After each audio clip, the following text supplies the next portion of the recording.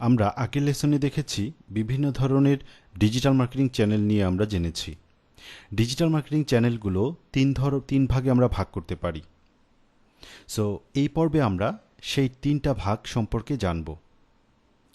Digital চ্যানেলগুলোকে তিনটা ভাগে ভাগ করা যায়। প্রথমটা হচ্ছে ওন্ড মিডিয়া, দ্বিতীয়টা হচ্ছে আর্নড মিডিয়া এবং তৃতীয়টা হচ্ছে পেইড মিডিয়া।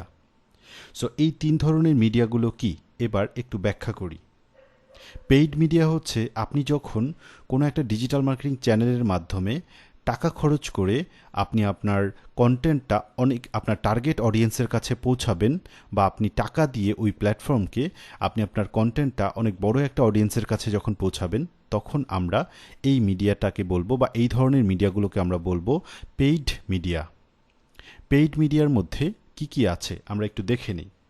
পিপিসি মানে হচ্ছে পে পার ক্লিক বেস, যে সমস্ত অ্যাড, যে সমস্ত বিজ্ঞাপনে ক্লিক বেস টাকা কাটে।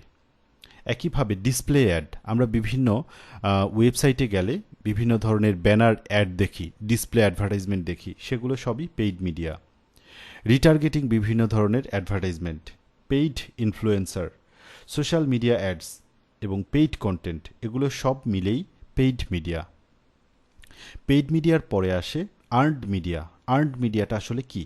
আর্নড মিডিয়া হচ্ছে আপনার বিজনেসটা অনেক দিন ধরে ব্যবসা করার কারণে অনেক মানুষের কাছে এটার পরিচিতি আছে, এবং আপনি ভালো সার্ভিস দেওয়ার কারণে আপনার প্রতিষ্ঠানের কথা সবার মুখে মুখে। সো একটা পর্যায়ে এরকম হবে যে আপনার প্রতিষ্ঠান নিয়ে মানুষজন কথা বলে এবং আপনার প্রশংসা করে। সো ওয়ার্ড অফ মাউথ মানে মানুষের মুখে মুখে যে মার্কেটিংটা হয়, এটাকে বলে word of mouth. Word of mouth এক ধরনের মিডিয়া, যেটার অনেক বড় ধরনের প্রভাব পড়ে আলটিমেটলি আপনার প্রতিষ্ঠানের উপর। সো এটাও একটা আর্নড মিডিয়া। একইভাবে আপনার প্রতিষ্ঠান নিয়ে বিভিন্ন মানুষজন রিভিউ শেয়ার করে। আপনার প্রতিষ্ঠানের কন্টেন্টগুলো মানুষজন বিভিন্ন জায়গাতে, বিভিন্ন সোশ্যাল মিডিয়াতে শেয়ার করে।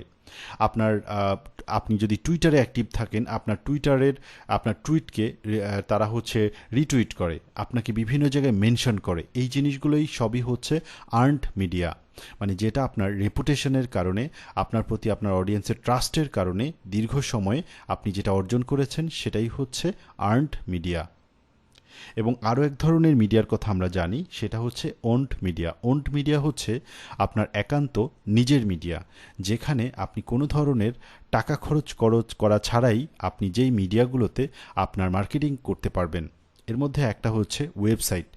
আপনার একটা ওয়েবসাইট আছে, এই ওয়েবসাইটের সমস্ত অথরিটি আপনার, মানে সমস্ত কিছু আপনি আপনার ওয়েবসাইট থেকে যত ধরনের কন্টেন্ট প্রডিউস করবেন, যত ধরনের কন্টেন্ট পাবলিশ করবেন, সেগুলো সমস্ত কিছুর অথরাইজেশন আপনার, এবং আপনি যখন খুশি তখনই আপনার ওয়েবসাইটের মাধ্যমে আপনি আপনার কন্টেন্টকে মার্কেটিং করতে পারেন, আপনি আপনার প্রোডাক্টের মার্কেটিং করতে পারেন। এটা টোটালি ওন্ড মিডিয়া। একইভাবে আপনার একটা ব্লগ আছে, ব্লগের মাধ্যমেও আপনি আপনার নিজের মতো করে মার্কেটিং করতে পারছেন, এটাও একটা ওন্ড মিডিয়া।